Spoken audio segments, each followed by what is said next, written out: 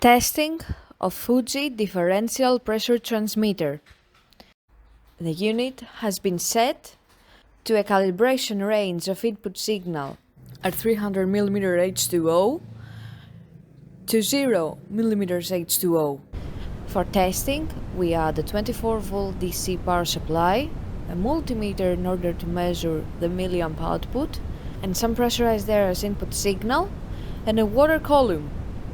For testing, we manipulate the input signal, and we see that the unit responds accordingly and outputs the full 4 to 20 milliamp output signal according to the range we have programmed into the transmitter.